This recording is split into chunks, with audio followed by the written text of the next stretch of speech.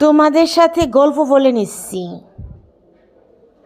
আসসালামু আলাইকুম viewers, welcome back to my channel. আমার সকল বন্ধুরাই তোমরা যে যেখানে আছো আশা করছি অনেক বেশি ভালো আছো।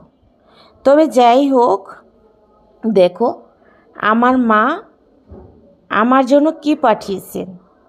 তোমাদের কাছে সামান্য হলেও আমার কাছে অনেক দামি। আর দেখো শাকগুলো কিন্তু ভীষণ ফ্রেশ, একদম তাজা ফ্রেশ।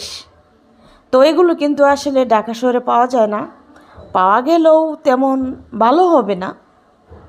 তো তো আমার মা আমার জন্য পাঠিয়েছেন, আর অনেক কিছু পাঠিয়েছেন, যেমন গরুর দুধ, তারপরে আমার মা মাংস রান্না করে পাঠাইছেন। হ্যাঁ, তো এগুলো কিন্তু আসলে রাহিলের বাবা আনতে চায় না, কোনো সময় আনতে চায় না। তো জোর করে দিয়েছে। প্রথমে আমাকে ফোন দিয়েছিল।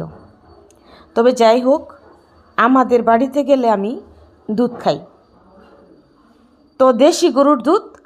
আর আমি কিন্তু অন্যরকম অনেক কিছু আমি খাই না, অনেক কিছু দেশি মাছ খাই, তো সব কিছু দেশি খাই। তো এই হলো কথা। আর আমাদের গ্রামে গেলে আমি দুধ খাই, আমি কিন্তু ঢাকা শহরের দুধ খাই না। আমাদের কিন্তু গরুর ফার্ম ছিল, এখন নেই। তো এই হলো কথা, আর কি বলবো।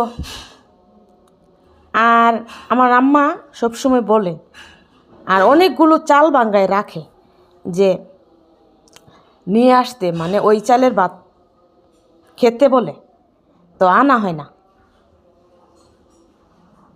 আর কি বলবো, আমাদের কৃষক, তাই না? তো কৃষকের ঘরে তো আসলে কি থাকে, ওই যা ফসল।